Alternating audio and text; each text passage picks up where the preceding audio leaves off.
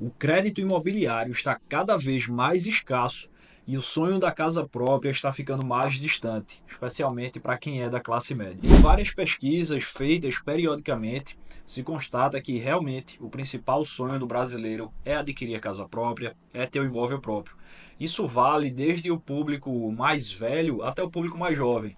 Até a geração Z surpreendeu ao demonstrar que um dos seus principais sonhos, pelo menos da maioria dos entrevistados, foi realmente adquirir a casa própria. Então é algo que está intrínseco ao brasileiro e que deve permanecer por muito tempo.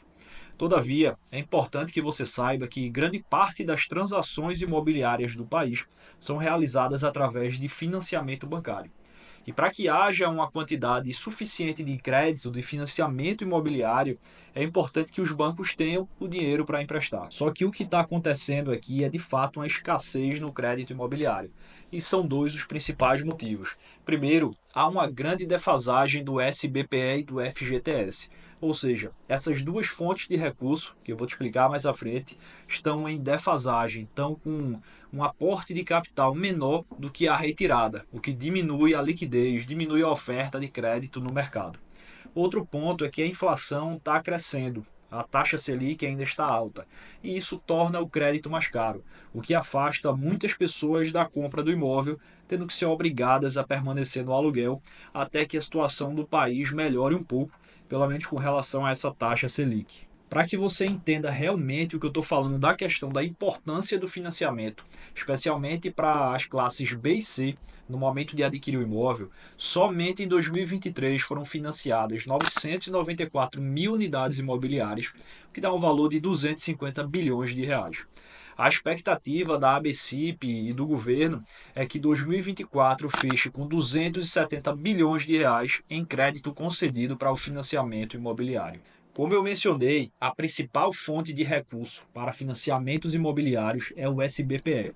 Mas o que é o SBPE? É o Sistema Brasileiro de Poupança e Empréstimo. Ou seja, como o próprio nome diz, ele é um sistema que é lastreado pela caderneta de poupança. Então o banco vai utilizar aquele valor que você ou que algum parente seu deixa depositado em poupança para emprestar esse dinheiro para que alguém compre o imóvel próprio. Os bancos são obrigados a destinar no mínimo 65% de todos os valores que estão depositados em caderneta de poupança. Ou seja, a poupança, apesar da baixa rentabilidade, é a principal fonte para financiamentos imobiliários. E essa defasagem de 2021 para cá foi no valor acumulado de 205 bilhões de reais. Ou seja, os saques foram muito maiores do que os depósitos em caderneta de poupança. Ano a ano, para que você entenda o tamanho desse problema, em 2021 o resultado foi negativo em 35 bilhões, em 2022 80 bilhões, em 23, 72 e em 2024 até setembro 18 bilhões, o que totaliza o valor de 205 bilhões de defasagem. Isso demonstra que os brasileiros têm sacado mais esses recursos na poupança, seja para pagamento de dívida, porque com a inflação subindo, há uma grande pressão, especialmente na classe média e na classe baixa, para que utilizem recursos para manter o padrão de vida.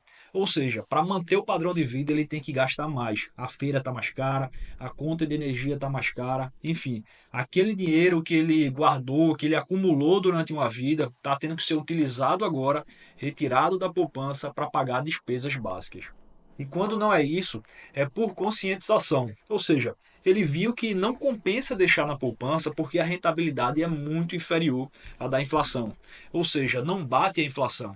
Então, para isso, ele acaba optando por outros tipos de investimento, como fundos imobiliários, ações e a própria renda fixa, que vai dar uma rentabilidade muito maior.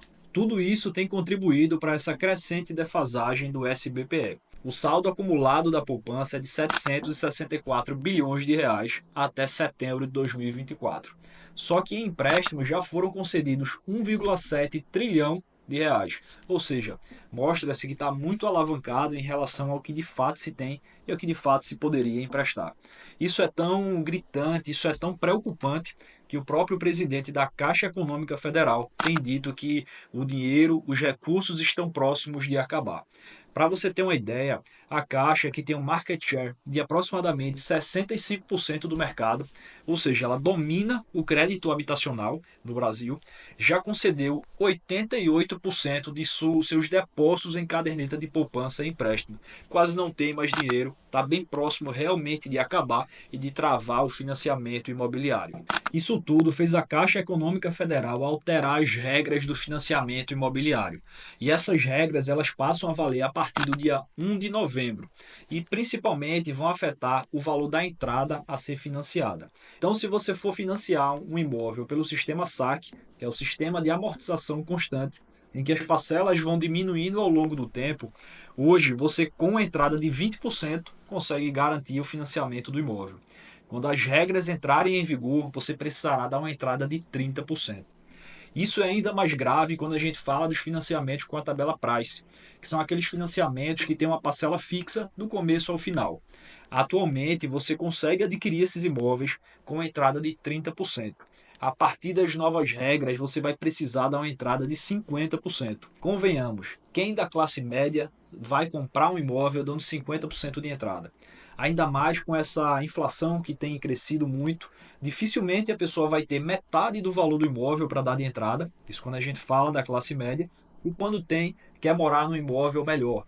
Então, se a pessoa tem 300, 400 mil reais acumulados, eles não querem morar no imóvel desse valor, querem morar no imóvel melhor, que vai trazer mais conforto para a família, para os filhos, para a esposa, enfim, que é algo melhor para a sua vida. Além disso, agora você não vai poder financiar nenhum imóvel que seja superior a 1,5 milhão de reais. O valor do financiamento seja 1,5 milhão de reais, caso queira utilizar aí o financiamento habitacional pelo SFI ou pelo SFH. Agora tem essa limitação. O principal prejudicado nessa situação é a classe média, que a classe média está passando por um alto endividamento, tendo em vista a subida da inflação e com a subida da inflação a perda do poder de compra. Então, como eu mencionei, para a manutenção de despesas básicas, como aluguel, como a compra do carro, o pagamento de seguro, feira do mês, conta de energia, isso tudo tem consumido proporcionalmente mais recursos da família do que consumia anteriormente. Então, vem gerando um endividamento maior. Além de gerar um endividamento maior, a classe média basicamente só compra imóveis financiados. Então, não vai poder ter acesso a esse crédito, tendo em vista o preço do crédito, com o aumento da Selic, e também pela dificuldade em conseguir esse crédito com essas restrições mencionadas. Ainda que a classe média quisesse adquirir imóveis habitacionais, em que não seria o caso, ainda assim não faria jus, tendo em vista a limitação da renda trazida por esses programas, como eu mencionei, do Minha Casa Minha Vida. E eu digo isso porque as classes mais baixas vão poder continuar comprando imóvel através dos subsídios governamentais, como Minha Casa Minha Vida e em Pernambuco, Morar Bem Entrada Garantida. Os ricos, apesar de gostarem de utilizar o financiamento, porque é muito melhor você usar o dinheiro de outro do que o seu, eles podem comprar esses imóveis à vista. Então isso não vai impactar diretamente na atuação do rico, o que realmente espreme cada vez mais a classe média e traz uma situação preocupante para o país, porque pela ausência de crédito no mercado, a classe média vai precisar continuar morando de aluguel.